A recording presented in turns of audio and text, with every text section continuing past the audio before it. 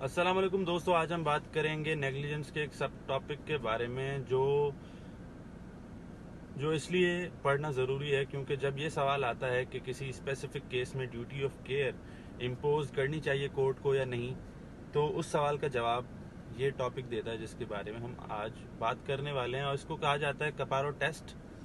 और ये भी एक केस में ही डेवलप हुआ था, कपारो वर्सेस डिकमैन। उसमें कोर्ट ने कुछ रिक्वायरमेंट्स और प्रिंसिपल सेट आउट किए थे, आया ड्यूटी ऑफ केयर किसी केस में होनी चाहिए या नहीं होनी चाहिए उन पार्टीज़ के दरमियान जो उस केस में आई हैं। तो इसमें जो सबसे पहली चीज़ कोर्ट देखती है वो ये चीज़ होती है कि जो नुकसान क्लेमेंट या प्लेंटिफ जो नुकसान क्लेम कर रहा है कि मुझे फलां बंदे ने, डिफेंडेंट ने ये नुकसान दिया है, वो नुकसान उस डिफेंडेंट के लिए रीजनेबली फॉरसीएबल होना चाहिए। इसका मतलब ये वर्ड्स बुक में इस्तेमाल किए गए हैं। इसका मतलब ये है कि एक रेशनल इंसान, एक नॉर्मल आम जहन का इंसान ये सोच सके कि मैं जो अमल करने वाला हूँ उसका ये नुकसान हो सकता है। यानी जो नुकसान उसे हुआ है वो इस किस्म का होना चाहिए कि अगर हम उस स्पेसिफिक डिफेंडेंट की जगह कोई आम बंदा, कोर्ट्स के लिए, कॉमन लॉ में कोर्ट्स के लिए एक हाइपोथेटिकल इंसान होता है जिसको रेशनल पर्सन कहा जाता है। तो कोर्ट्स उस रेशनल बंदे को उस स्पेसिफिक सिचुएशन में डिफेंडेंट की जगह खड़ा करके देखती हैं कि क्या ये रेशनल बंदा अगर यहाँ पे होता तो क्या वो ये समझ सकता था कि जो मैं करने वाला हूँ उसका नुकसान होने वाला है किसी को। तो बेसिकली ये चीज़ है कि रीजनेबली फोर्सिएबल होना चाहिए, यानी आम इंसान के लिए, एक रेशनल माइंड के लिए जो नुकसान प्लेंटिफ को हुआ है वो उसके लिए, डिफेंडेंट के लिए पॉसिबल होना चाहिए कि वो ये करने से पहले ही वो ये समझ सके कि जो मैं करने जा रहा हूँ वो अगले बंदे को या किसी को भी नुकसान दे सकता है।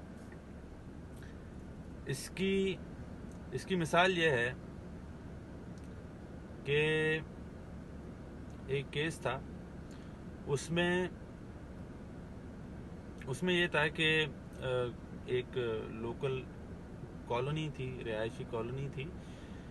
उसमें दो गाड़ियों का एक्सीडेंट हुआ रोड पे, और बहुत बड़ी आवाज़ हुई, धमाका हुआ। और उसके पास, मतलब वो घर के अंदर थी और वो कोई ज़्यादा पास भी नहीं था, एक दो गली छोड़ के था। उस घर में रहने वाली एक औरत ने कोर्ट में ये क्लेम कर दिया कि इन एक्सीडेंट की वजह से मुझे मेंटल इंजरी हो गई थी। अब मतलब उस एक्सीडेंट में जिसकी भी गलती थी, उस बंदे के लिए ये प्रिडिक्ट करना तो पॉसिबल था कि अगर मैं तेज़ चलाऊंगा गाड़ी तो रोड क्रॉस करने वाले को या रोड पे दूसरी किसी गाड़ी चलाने वाले को नुकसान हो सकता है। लेकिन ये बहुत ही दूर की बात है कि वो ये सोचे कि यार मेरे इस अमल की वजह से 3-4 गली छोड़ के घर में किसी को भी किसी किस्म का नुकसान हो सकता है। तो इस केस में वो उस स्पेसिफिक लेडी को जो नुकसान हुआ वो रीजनेबली फोर्सिएबल नहीं है। अगर नहीं है तो कोर्ट ड्यूटी ऑफ केयर यहाँ पे इम्पोज नहीं करेगी। दूसरी जो चीज़ है वो है प्रॉक्सिमिटी। अब प्रॉक्सिमिटी क्या है? प्रॉक्सिमिटी को बुक्स में इस किस्म से और प्रैक्टिस में, मतलब जो उसको डेफिनेशन दी गई है और जो आइडिया उसका मिलता है वो कुछ इस किस्म का है कि प्रॉक्सिमिटी बिटवीन द पार्टीज, यानी जो डिफेंडेंट और प्लेंटिफ दो पार्टीज हैं उनके दरमियान कोई रिलेशनशिप होना चाहिए, काइंड फिजिकल, मतलब क्राइटेरिया में भी, डिस्टेंस के मामले में भी, और वैसे भी, यानी जिस सिचुएशन में वो दोनों किसी एक मखसूस टाइम पे, उस टाइम पे जब वो वाकया हुआ, वो एक ऐसे सिचुएशन में हो जिसमें वो एक दूसरे से उनका कोई ताल्लुक हो। अब इसकी मिसाल ये हो सकती है, एक केस था, उसमें एक बॉक्सिंग मैच में एक बॉक्सर को बहुत ज़्यादा चोट आ गई। अब रिंग में ही वो बेहोश हो गया तो फर्स्ट एड उसको दी गई। जिस बोर्ड ने वो मैच अरेंज करवाया था, उस बोर्ड ने उसको फर्स्ट एड दी, लेकिन उससे उसका काम नहीं बना, इंजरी उसकी बहुत ज़्यादा बढ़ गई। बाद में उसने कोर्ट में उस बोर्ड के खिलाफ केस कर दिया।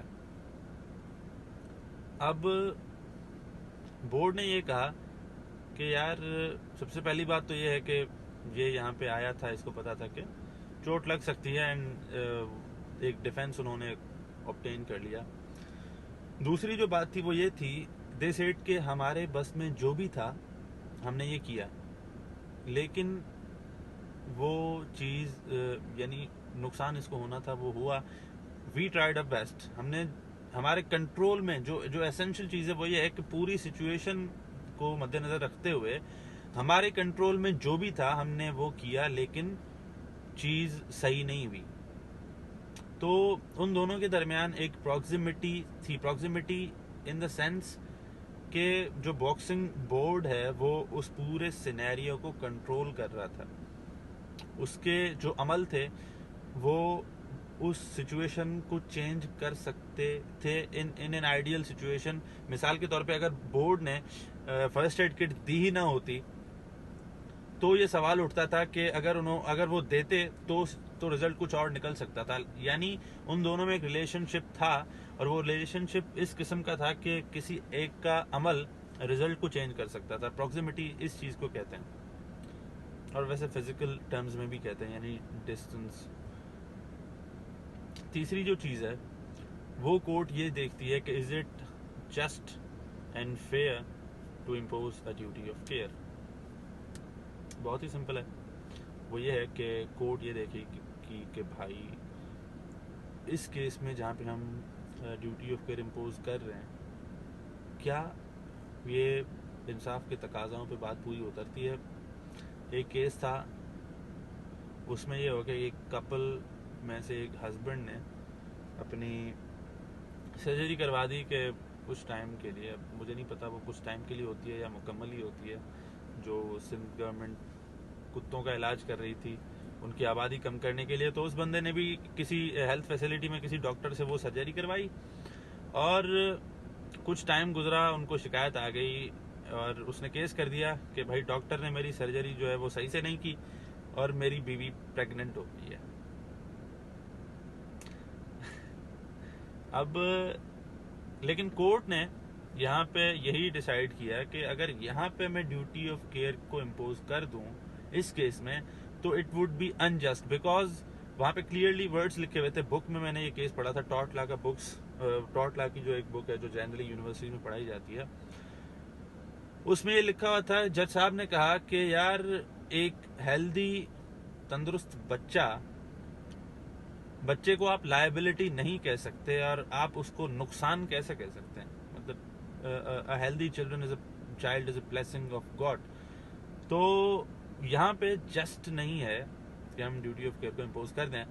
अलबत्ता उन्होंने ये ज़रूर कहा था कि अगर उस सर्जरी की वजह से प्रेगनेंसी में कोई गड़बड़ आ जाती, बच्चे में कोई नुक्स आ जाता, तो ड्यूटी ऑफ केयर को इम्पोज किया जा सकता था और लायबिलिटी डॉक्टर्स पे डाली जा सकती थी, लेकिन यहाँ पे जस्ट नहीं है। मेरे ख्याल से मैंने पूरी कोशिश की आपको ये बात सही से डिस्कस करने की। अगर मैं कोई चीज़ मिस कर रहा हूँ या कुछ चीज़ को मैंने आड़ा टेढ़ा कर दिया है तो मुझे कमेंट्स में ज़रूर बताएं। Thank you so much for watching this. Like करें, शेयर करें और सब्सक्राइब ज़रूर करें।